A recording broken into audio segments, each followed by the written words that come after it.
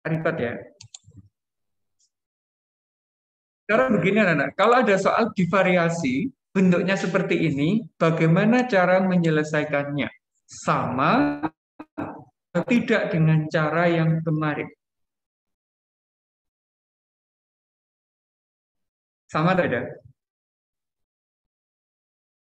Kalau kita baca soal, ada nggak perbedaan data variabel yang diberikan di soal itu?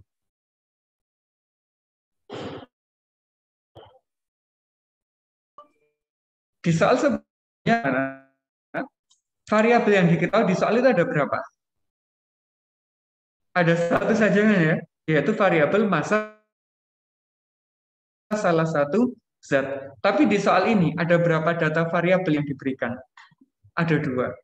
Kalau jumlah variabel yang diketahui berbeda, apakah menyelesaikannya sama? Ternyata berbeda. Loh, bedanya di mana? Kalau ini molnya cuma satu yang bisa dihitung. Tapi kalau ini molnya ada dua yang bisa dihitung. Maka cara penyelesaiannya akan ada sedikit perbedaan. Bagaimana penyelesaiannya? Itu mau tidak mau kita masuk di sini. Ada konsep yang selanjutnya, yaitu masalah reaksi pembatas. Apa reaksi pembatas itu? Hari ini saya yakin anak-anak langsung paham. Langsung digunakan di perhitungan bisa. Karena apa? Reaksi pembatas itu adalah salah satu konsep yang paling penting di dalam stoikiometri kimia. Jadi nanti kalau ketemu soal, paling banyak menggunakan yang konsep reaksi pembatas daripada yang kemarin. Siap ya? Oke. Konsepnya dulu. Nah ini, agar mempermudah kita buat suatu analogi. Analoginya begini. Misalnya Mas Alfayed itu punya apa ya, semacam pabrik perakit. Nah, di dalam bengkelnya ada 8 bodi mobil. Kemudian juga tersedia 48 ban. Karena permintaannya banyak, dirakitlah bodi mobil itu dengan ban agar menjadi mobil jadi. Yang jadi pertanyaan, siapa bodi mobil atau ban yang membatasi produk mobil yang bisa terbentuk itu?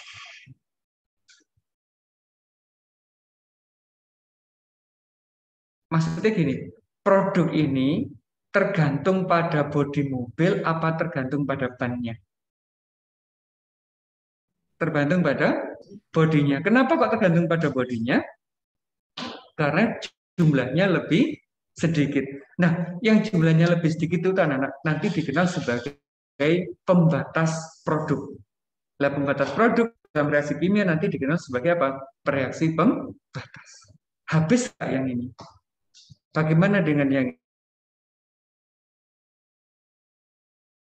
ini? Kalau dua zat direaksikan, pasti salah satunya akan habis, mungkin salah satunya akan bersisa. Analoginya, ini dianggap sebagai reaksi yang pertama, ini sebagai reaksi yang kedua, ini adalah sebagai produknya. Nah, yang ini anak-anak kan nggak terpakai. Karena satu mobil hanya butuh 4 ban, maka kalau ada 8 bodi mobil yang dipakai hanya berapa? 32.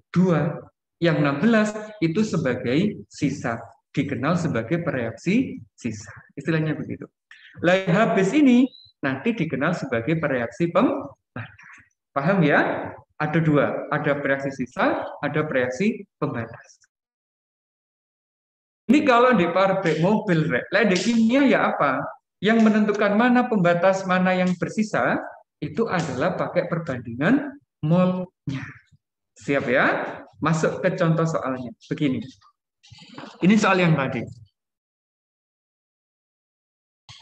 Banyak 14 gram nitro direaksikan dengan 8 gram gas hidrogen untuk menghasilkan amonia. Pertanyaannya adalah berapa massa amonia yang dihasilkan? Apakah 14 ditambah 8 langsung 22 gram? Atau nanti nitrogennya tidak habis bereaksi, atau hidrogennya yang habis bereaksi? Kita harus tahu anak-anak. Nah, terus gimana menyelesaikannya? Mau tidak mau kita harus mencari mol masing-masing zat dulu. Ini caranya. Nitrogen ya. Mol itu massa dibagi dengan mR. Massanya ini. Kok 28? Dari mana dapatnya 28 itu? N-nya kan 2, kira-kira ya. N 2. Berarti di sini 14 dikali 2. Ketemunya setengah mol. Gampang ya? Ngitungnya cuma gitu aja. Kalau hidrogennya bagaimana? Sama. Massa dibagi mR. Massanya adalah 8, mR-nya 2. H2. Setiap atom H massanya 1, maka mR-nya adalah 2. Kalau sudah kita hitung masing-masing molnya anak-anak, langkah selanjutnya adalah kita membuat persamaan reaksinya. Ini persamaan reaksinya. Udah setara atau belum? Belum. Mana yang dikasih koefisien pertama kali? NH3. Dikasih berapa koefisiennya? Kasih 2. 2.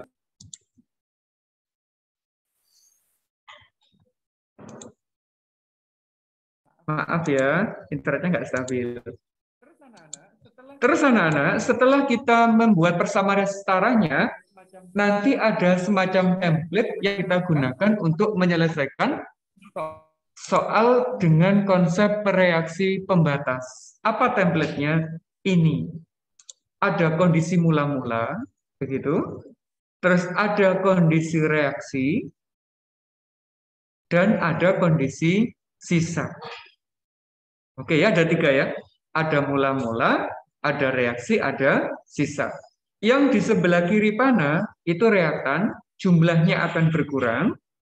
Yang di sebelah kanan itu produk, jumlahnya akan bertambah. Itu cirinya begitu kalau stoichiometri. Jadi ada mula-mula, ada reaksi, ada sisa. Selalu gunakan ini, maka semua soal akan mudah untuk terjawab. Gitu ya? Oke. Nah, apa yang dimasukkan di mula-mula? Yaitu mol-mol zat yang sudah kita hitung di atas tadi. Nitrogen misalnya, berapa molnya? Ya, masukkan 0,5 di situ. Berapa hidrogen? 4. Berapa amonia? Ada nggak di atas tadi kita ngitung amonia gitu? Nggak ada. Kalau nggak ada berarti nilainya adalah 0. Begitu anak. Kalau nggak diketahui berarti kita nulisnya adalah 0. Yang jadi PR adalah bagian ini. Berapa mol yang bereaksi? Kalau anak-anak bisa menentukan mol yang bereaksi, berarti sangat menguasai konsep reaksi pembatas. Kalau di sini masih belum menguasai, belum bisa menentukan yang bereaksi, harus berlatih lebih giat lagi. Gitu ya. Gimana cara menentukan bereaksi? Ada cara mudah, anak. Ini kan ada 2 zat ya. Ada nitrogen, ada hidrogen.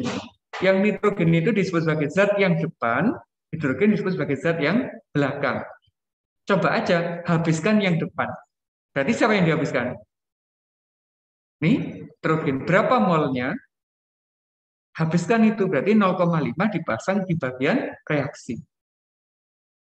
Kalau nitrogennya adalah 0,5 mol, kira-kira hidrogennya berapa mol yang bereaksi? 1,5. Dapat dari mana, Mbak, 1,5? 0,5 dikali 3.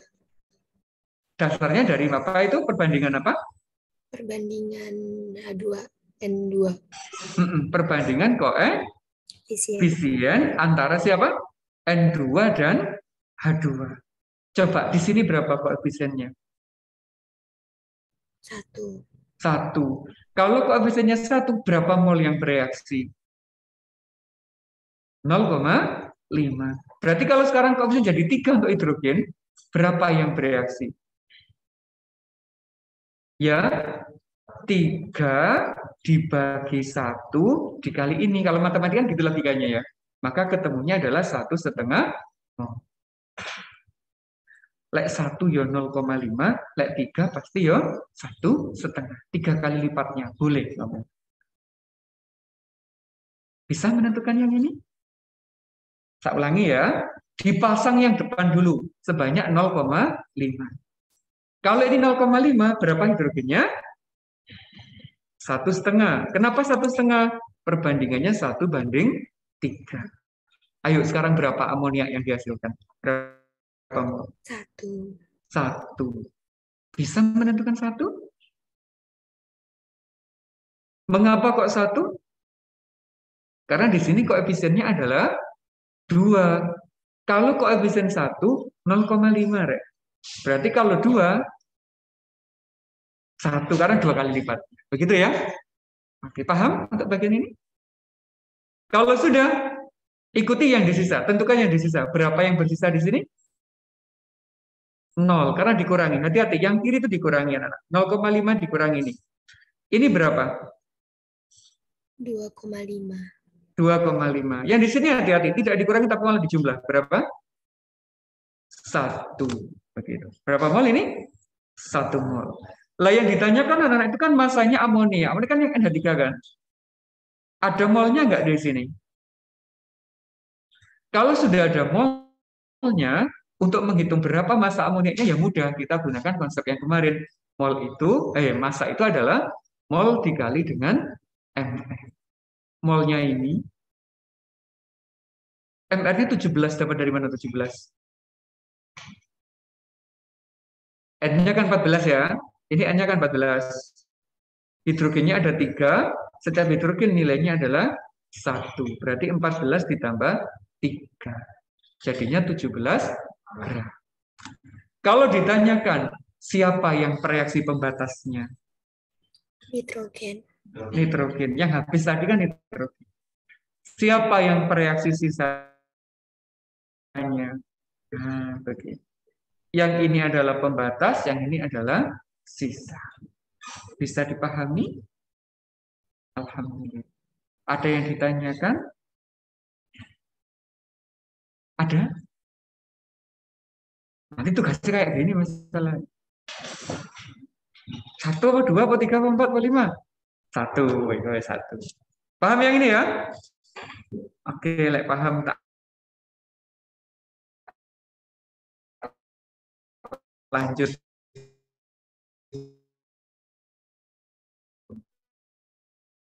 Contoh yang kedua. Sebanyak 6 gram gas hidrogen, pertanyaannya yang dihasilkan. Coba anak-anak langkahnya gimana menyelesaikannya? Sama ya. Pertama adalah dicari molnya. 6 gram, 2, berarti nilainya adalah 3 mol. Oksigennya 32 gram, mR-nya 32. 16 kali 2. Ketemunya 1 mol. Kalau sudah, masukkan di persamaan reaksi. Udah setara apa belum ini? Belum. Mana dikasih koefisien? Nah, begitu. Oksigennya nggak usah, karena sudah ada 2. Kalau sudah, masukkan template-nya nggak tadi? Mula-mula, reaksi, sisa. Berkurang, bertambah. Berapa mol yang dimasukkan di sini? Hidrogennya? 3. Oksigennya berapa? 1. H2O-nya berapa? 0. 0. Karena nggak ngitung 2O tadi di atas gitu ya, 0. Berapa yang bereaksi sekarang? 3 apa 1? Nah, caranya tadi, habiskan yang depan dulu anak-anak. Yang depan punya berapa? 3. Yang depan kan 3 mol ya. Kalau ini 3 mol, oksigen yang bereaksi sekarang berapa mol? 1,5. 1,5. Kenapa kok 1,5? 2 banding 1. Perbandingannya kan begitu ya. Kalau koefisiennya 2, itu yang bereaksi 3 mol. Berarti kalau 1 ya separuhnya, 1,5 mol. Nah ini anak-anak, kalau dikurangi, ini habis. Yang ini bagaimana kalau dikurangi? Sisa 1 dikurangi 1,5? 0,5. Negatif atau positif? Negatif. Negatif. Kalau negatif, reaksinya nggak terjadi anak-anak. Karena nggak mungkin reaktan itu jumlahnya kurang. Jadi kalau anak-anak pas ngurangi ini ketemunya negatif, reaksinya itu berarti tidak bisa dipakai. Artinya kita tidak bisa menghabiskan yang depan anak-anak. Saya ulangi ya, biar paham. Ini punya 3 mol, pasang yang depan 3 mol. Berarti yang di sini separuhnya 1,5 mol. Saat dikurangi, ini habis. Ini negatif. Kalau negatif, berarti kita tidak boleh menghabiskan yang depan. Mau nggak mau harus menghabiskan yang belakang. Berapa yang dipasang di sini? 1. Satu. Kalau di sini dipasang 1 mol, berapa hidrogen yang bereaksi? 2. 2, karena perbandingannya 1:2. Berapa air yang dihasilkan molnya? 2. 2. Gitu ya. Cirinya, kalau depan nggak habis, pasti yang belakang yang habis, anak. Itu dalam reaksi kimia. Coba sisanya. 1 yang di sini, mol, yang di sini 2. Terus, ini disebut sebagai apa? Sisa. Persisa, yang ini disebut sebagai apa? Reaksi pembatas. Ini ketemu yang A, pembatasnya adalah molekul oksigen. Berapa massa uap air yang dihasilkan sekarang? Ini. Massa uap air berarti mol dikali MR. Molnya ini 2. MR-nya 18. Dapat dari mana? O itu 16, hidrogennya ada 2 ya. Maka 16 tambah 2 jumlahnya adalah 18. Maka masanya 36 gram. Bisa dipahami untuk contoh yang kedua? Ada pertanyaan? Enggak. Enggak ada. Belum. Kalau enggak ada satu lagi coba. Ya apa cara garap yang ini? Yuk tak pandu ya dari sini.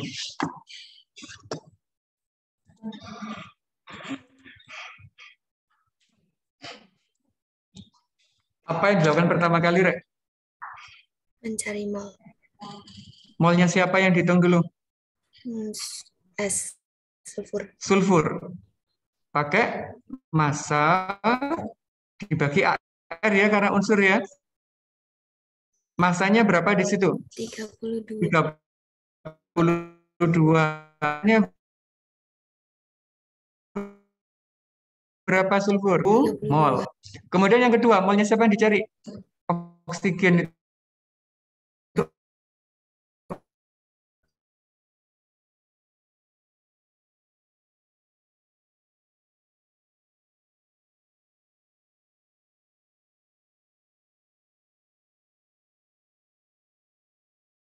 Masanya berapa di situ? 16. MR-nya berapa oksigen? 32. Mol, ya setengah. Di situ bisa Nggak ngakses bisa. tulisan saya ya? Nggak bisa? Sekarang? Sekarang bisa. Oh, bisa. Berarti terpotong koneksinya ini. Kalau sudah, anak-anak, kita buat persamaan reaksinya. Ada sulfur, itu simbolnya S, ditambah dengan oksigen itu O2, membentuk apa ini? SO2. Apakah sudah setara? Sudah. Nah, kalau sudah kita buat kayak tadi, mula-mula, reaksi, sisa. Boleh pakai gini MRS ya? Atau pakai lengkap nggak apa-apa. Ini bertambah, ininya berkurang. Kita kasih titik-titik gini biar rata. Sulfur berapa mula-mulanya? 1. 1. Oksigennya berapa? 0,5. 0,5. Sekarang yang mau dihabiskan yang depan dulu apa yang belakang dulu? Yang Yang depan. Punya berapa yang depan? 1. Kalau ini 1 mol, oksigen yang diperlukan berapa mol? 0, Hah? iya. Berapa? Perbandingannya 1:1. Kalau ini 1 mol, berarti sini berapa mol? 1. 1 dikurangi 1, 0 ya. Setengah dikurangi 1, minus. Kalau minus boleh nggak dihabiskan yang depan? Enggak. Nggak boleh, berarti kita tidak mengizinkan dihabiskan yang depan. Berarti nggak boleh. Mau tidak mau menghabiskan yang mana? Belakang. Belakang. Berapa yang belakang di sini? 0,5. 0,5. Koefisiennya berapa nih? Berarti yang di sini berapa molnya? 0,5 juga. Nah, pinter. Berarti di sini berapa molnya? 0,5. Nah, begitu anak-anak. Kalau yang depan nggak habis, pasti yang belakang yang habis. Itu prinsip dari kimia itu begitu. Makanya mudah untuk diikuti. Coba yang ini, sisanya bagaimana? 0,5, yang di sini 0, yang di sini 0,5. Mana yang pembatas? Oksigen. Ini 3. namanya variasi pembatas karena habis. Mana yang bersisa? Sulfurnya. Lo gampang kan ya? Yang ditanyakan di soal apa di situ, Rek? Ini berarti kita bisa menghitung masanya SO2. Pakai apa? Mol dikali MR. Molnya berapa? 0,5. MR-nya berapa MR-nya? Hitung di 60. sini ya. S-nya berapa S-nya? 32. Oksigennya ada 2. Setiap oksigen berapa? Berarti totalnya adalah 32 ditambah 32. Jadi 64. Maka di sini 64. Hasilnya berapa di sini? 32 dalam satuan gram. Nah, gitu kan apa? Iya tuh Mbak nih ya. Bisa? Bisa ya? Alhamdulillah. Apakah soalnya selalu massa begini, Rek? Nanti untuk menghitung mol? Tidak. Nanti yang diketahui tidak harus massa. Bisa jadi dalam bentuk volume larutan, dalam bentuk molaritas larutan. Jadi molnya itu banyak dicari untuk mencari molnya. Tidak harus dari massa. Bisa juga dari volume dan sebagainya. Begitu. Ada yang ditanyakan?